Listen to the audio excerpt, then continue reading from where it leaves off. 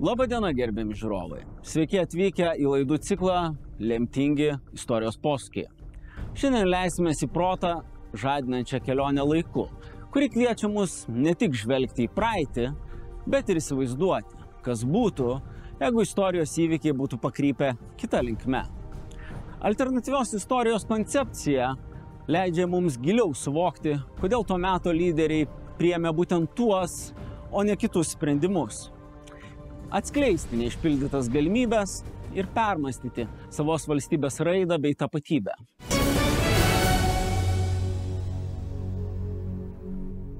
Šiandienos laidoje leisimės į intriguojančią kelionę laiku, siekdami išnarplioti vieną esminių Lietuvos istorijos mazgų.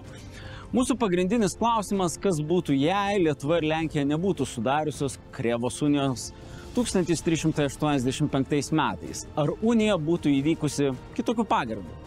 Analizuodami šį lemiamą posūkį, mes siekiame atskleisti neišsipildžiusias galimybės ir paskatinti, kritiškai permąstyti Lietuvos istoriją ir tapatybę.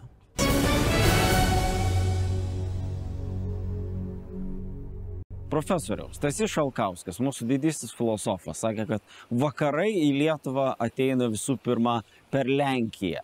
Ir per Vokietiją taip pat, bet per Lenkiją. Ir turbūt Krėvos unija yra tas taškas, kai mes galim pasakyti, kad tikrai susirišam su vakarais būtent per lenkišką, lotyniškosios civilizacijos, sakykime, interpretaciją.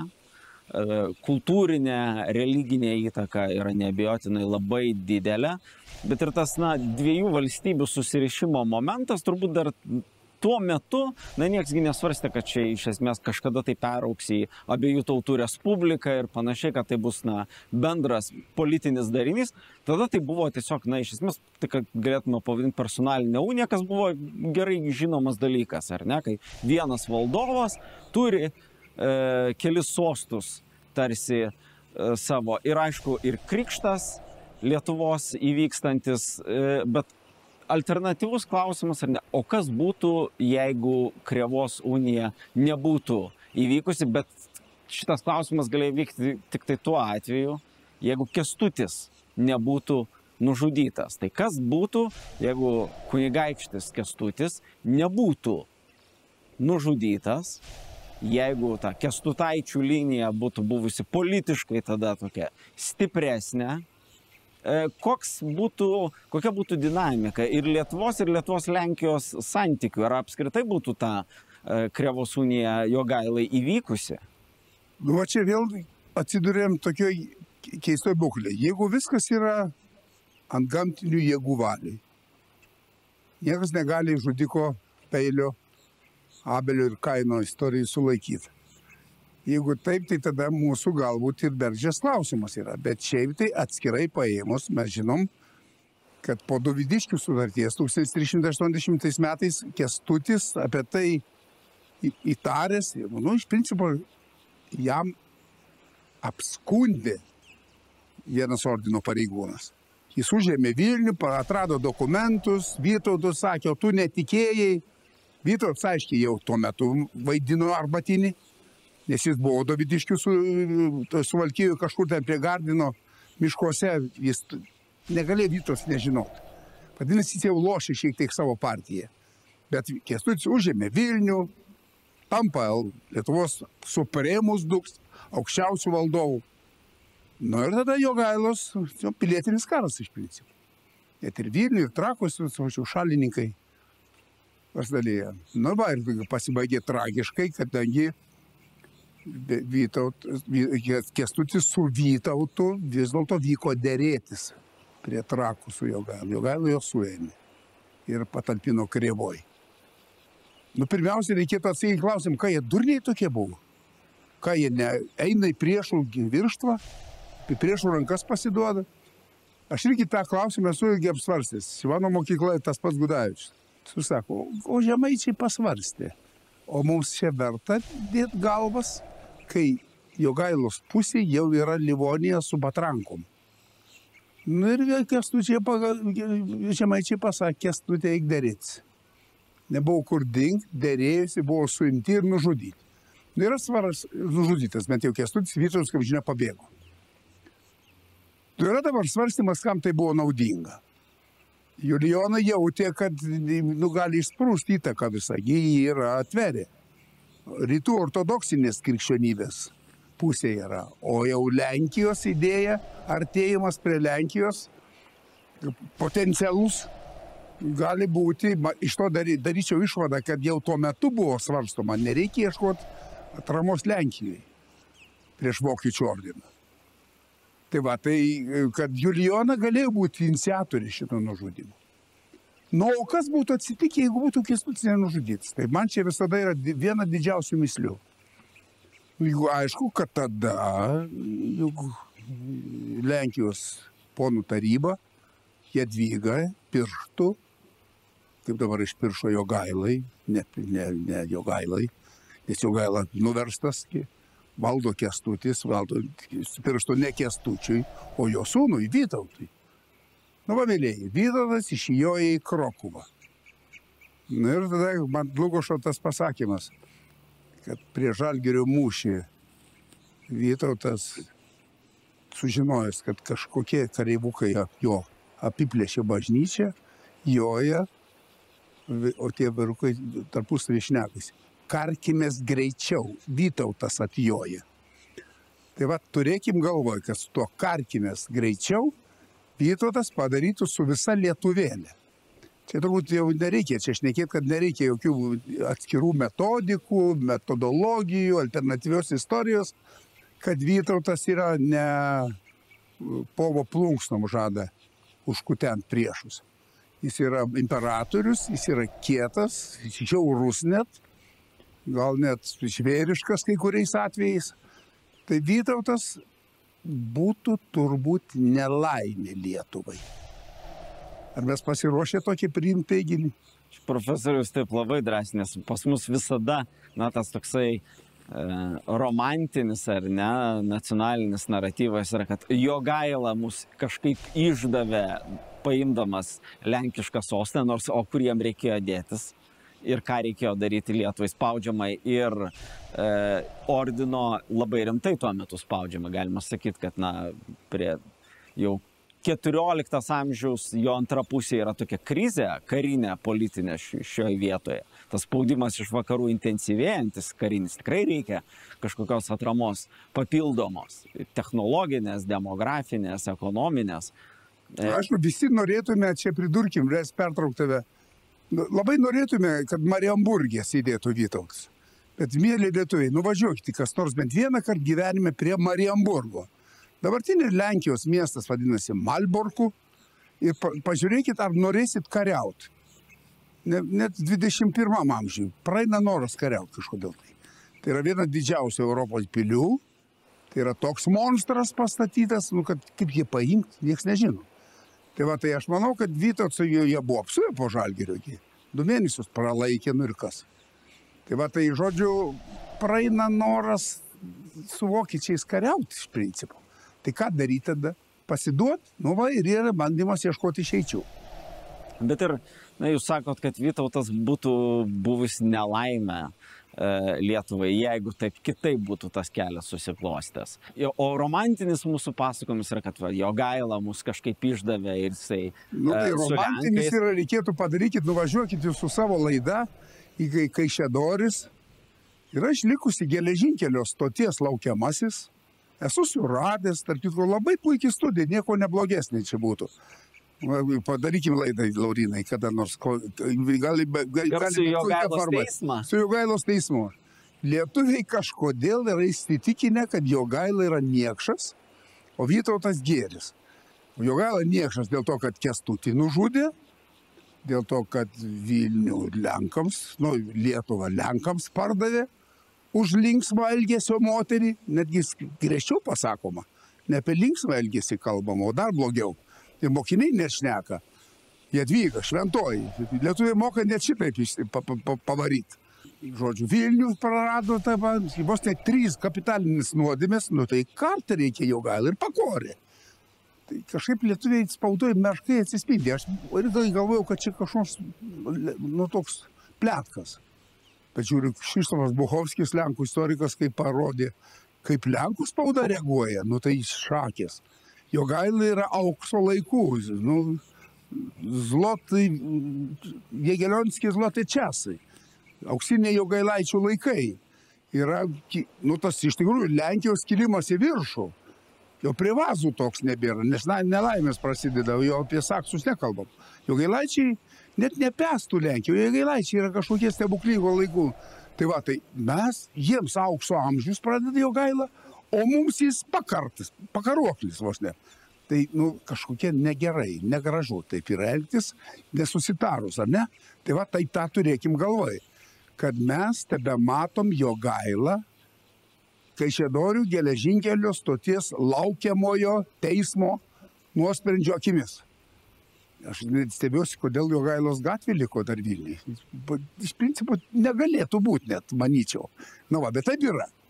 Dar nebūtų Vytautas buvęs tada toksai panašus kaip Jogaila, na, alternatyviai svarstant. Nu, kad, o čia va, alternatyva įmanoma drąsiai. Jogaila yra atsargus politikas. Netgi toks belaukiantis, Žalgirio mūšio parodė. Galbūt ne dėl to, kad meldėsi, o dėl to, kad laukė saulės šviesos kitaip, kad kristų, kad akintų ordino riterius. Čia Egdalio spėjimas. Arba nesvarstymas, nespėjimas jau. Buvo atsargus, nesmarkus, neumus. Vytautas visiškai priešingas. Vytautas yra lošikas. Lošėjas, gangsteris. Nes jis, žiūrėkit, kaip jis rizikuoja prie Žalgirį. Jis apnuogina visas pilis. Pilyse nebelieka įgulų. Nei Smolenskį, nei Kijeve turbūt. Kas tose pilyse? Rinktinė ir Aityje rinktinė turi būti. Tie, kuriams jis sukišta pinigai, juos išveda iš pilių, kad būtų kariuomeniai. Apnuogina Lietuvą. Toliau turi maskuoti. Žemaičiai, atrodo, maskuoja žygius prie Nemuno, prie Tilžės Ragainės, toj pusėje, kad vokiečiai nesuprastų, iš kur Vytautas puola. Palei Bebro upę, Biebžą. Vytautas daro kažkokius manevrus, kad ordinas nesuprastų, kada žygios. Antras manevravimas, tas jau yra rizika. Trečias, o kaip mūšį elgėsi. Taigi Jogaila meldžiasi, laukia, o dar plus dar reikia turėti galvoj, kad viduramžių taktika reikia, kad išsirikiuotų pleištais kariuomenį. Lenkų kariuomenė dar neišsirikiavusi. Vytautas meta lietuvių pulkus. Vytautas aukoja Lietuvos kariuomenį. Galima taip sakyti. Trečia rizika. Tai va, tų rizikų, tai va, toks rizikingas, aistringas lošikas sėdi Lenkijos soste, ką jis daryti su lietuvaičiais. Jis jau Žalgirį parodė, ką jis pasielgs su lietuvaičiais. Kaip šitą, turbūt Žileveras de Lenoir rašo, kad sukištų maišus visus lietuvaičius. Su meška, lūšim ir kokia nors ten lydeka ar nežinau ko. Į maišą ir įmeta į vandenį. Tai toks Vytautas sėdi Jogailos vietoj, Lenkija prisijungia Lietuvą su Vytauto rankomis. Tai ko Vytautas nepagailėjo Vilniaus mėliai. Kas čia, nežinom, kad 1390 metai. Senojo Vilniaus gi nėra, kur mes dabar čia matom Vilnius gražus, į tą pusę nuo Gedimino pilies į senamiestį, kur Jono bažnyčia, į universiteto pusę. Ne, mėliai, žiūrėkit į Krūmus Kalnų parko. Ten yra Gedimino Vilnius, kurį sudegino 1390 metais Vokiečių ordinas kartu su Vytautu. Tai o Vytautas yra visokių galų meistras, kaip matot. Tai dėl to aš ir sakau, visiškai neaišku, ar čia alternatyvinė istorija nėra pats įdomiausias daiktas, kad tu svarstai, kas ką nužudė ir tas ta nužudimo alternatyva yra visiškai įmanoma. Mes ir šiandien žmonės svarstom, kad per anksti mirė. Galėjo daug ką padaryti, nuveikti. Arba nieks nepasigenda kokio nors tuščia vieta numirė. Niekas čia tokio. Ir taip toliau. Mes turim pakankamai daug egzistencinę paletę, kad gailime žmonių, herojais darome, arba niekšais paverčiam, paminklų statome, arba juos nuverčiam. Vis laik vertinimai yra. Tai yra alternatyvi istorija. Tai šiuo atveju Vytauto ir Kęstučio ir Jogailos istorija yra galima kiaurai šito kampu. Po trumpos pertraukėlės toliau tęsime ir kalbėsimės apie tai, kokia būtų Lietuvos lemtis Vytautui tapus Lenkijos karaliumi.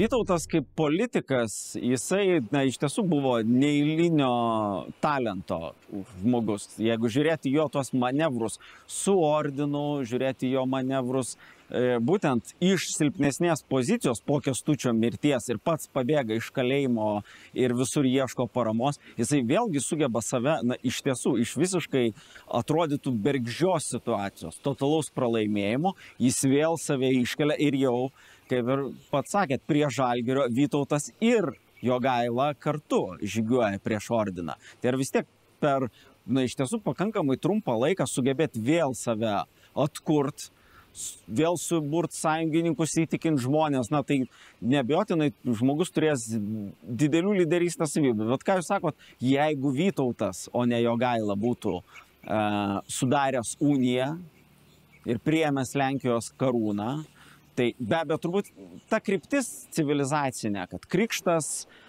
Lietuvos, tie dalykai būtų vykę ar taip, bet štai, jūsų išvardintos tos savybės, Vytauto rizikavimas, gebėjimas mąstyti, tai iš tiesų, ir galų gale Žemaitijos klausimas. Vėlgi, vėl ordinui mes pažadam vargšę Žemaitiją. Irgi nacionalinis herojus, Vytautas, ką jisai padaro, žemaičius užrašo barteriu. Tai paminėkit Vytauto vardą Telšiuose. Aha. Niekas nešypsosis, Laurinai. Žemaičiams jau nei Mindaugo, nei Vytauto neminėk, nes jie užrašė mums. Ko savi tokie jie, kad mums užrašinėtų? Taip va. Tai turėkim galvoj, kad Žemaitija yra iš tikrųjų, toks bankinis įnašas. Nori pasiimi, nori atiduodi. Yra to. Nepriklausomai nuo to, kad vis dėlto Vytauto, nieks nėra nuginčijęs, kad jis yra Birutės vaikas. Kad Birutė 16 amžius Strijkovskis mini, kad Birutė laikoma šventąja Palangoj. Nieks to irgi nenuginčijo, kad jie vis tiek yra palangiškė. Ar Vidmantiškė, dėdė Vidmantai šalia Palangos. Kad yra tokios žemaitiškos kilmės. Vadinasi, bet ir tai nieko negelbs. Žemaičiai užrašomi, žemaičiai aukojami. Žemaičiai tą žino, po to išsireikalauja autonomijos. Galbūt visos Lietuvos lygis būtų pasiektas, jeigu Vytautas Lenkijoje būtų. Tokie žemaitiškos autonomijos. Kokią žemaičiai įgijo 1441 metais. Galbūt tas būtų. Bet mums dabar čia grįžkim prie to, kad o kam ta Žemaitija vis dėlto reikėjo? Aš kartais galvodavau, kodėl tam Vytautui tiek tokia korta tokia? Ką nori, lošia. Nors, aišku, prieš pat Žalgirį ką, Oršoj stato pilį, kad Smolensko būtų užnugaris. Smolenskas prieš Maskvą. Į Oršą siunčiami laiškais, kviečiami iš Karaliaučiaus mūrininkai, meistrai. Mūro pilis statomas, mus nefiksuojam tarp Mūro pilių, Oršos pilies. Viena kryptis yra. Kijevo sutvirtinimas, aiškiai su lietuvių ta pilis vadinamoji. Žodžiu, visur tas strateginis toks mąstymas, aš įžiūriu jį. O tada kas yra? Kam jam ta Žemaitija tada galų galėt nebesuprasi, atrodo. Tai gyvenkit su savo žalčiais ir austėjom. Gandom ar negandom, visais žemaičių dievais. Nesakysiu, kokių dievų dar žemaičiai turi. Negražu net ištart. Gyvenkit. Bet ne kažkodėl. Ko Vytautas nori būti krikštytoj. Mes paprastai sakom, žemaičių skundas Konstancoj. 1416 metai. Kad skundžiasi, kad vokiečiai negražiai su mums elgis, bet juk iš tikrųjų tai yra propozicijo, lotyniškai pasiūlymas. Ką siūlo žemaičiai? Kad mus ne ordinas krikštytų, o Vytautas. Vytautas nori būti krikštytoju. Kam reikia būti krikštytoju? Koks čia tikslas? Ambicija. Gudavičius kažkada esu klausęs. ar Vytautas tikrai didysis. Arvydas Šliogeris kažkada buvo svarstęs, kad tas didysis tik mums. Visai taip. Esu klausimą kėlęs ir žymiems Lenkų istorikams, Juliušui Bardachui, Aleksandrui Geištorui, Aleksandrui Demantui Vokiečiui. Viskas čia tvarkoja. Vytautas yra kietas. Ir yra tikrai tarp didžiųjų įsipaišo puikiausiai. Bet Šventasis Steponas, Vengrijos karalystės įkūrėjas, yra kartu ir šventasis. Jis yra ir krikštytojas. Aš nežinau, ar Vytautas galėjo tiek žinoti, bet jis galėjo nujausti vieną dalyką, ką Gudavičius sako. Šventasis yra daugiau negu didysis. Tai gali įsivaizduoti Vytautas šventasis, Aleksandras šventasis, orientuotas į Aleksandrą didįjį, graikų herojų visų laikų, ir va, Aleksandras šventasis. Nuskamba. Tegul palikime. Alternatyvos istorijos požiūrį galima egzistuoti hipotezė. Dėl to ta Žemaitija reikalinga. Dėl to ir Žalgiris reikalingas. Juk Žalgiris vyko ne dėl ko nors kito, mėlėjai. Ne šiaip dėl abstrakcijos, dėl Žemaitijos. Lenkai tiksliai žino, kad kam mums kariaut, dėl kažkokio karaliaus brolio, Vytauto brolių vadina. Brolių interesų, jie puikiai žino, kad gal neverta kariaut. Jie šiek tiek Lenkai stumdas. Vytautas turi papirkti Lenkų visuomenį. Už savo pinigus samdyti čekus, kad čekai Jonas Žižka vadovauja kariautų Jogailos pusėje. Ne Vytauto pusėje, atkreipkite. Turi aprūpinti savo pinigais iš Krokuvos meistrų aprengti. Aš manyčiau, kokius 3 pleištus pagrindinius turėjo Vytauto Žalgirio aprengti, kad bent kažkiek atsilaikytų prieš Vokiečių ordino pleištus. Va. Tai siekis būti šventuoju. Nu, tegul būtų. Ačiū, profesorio.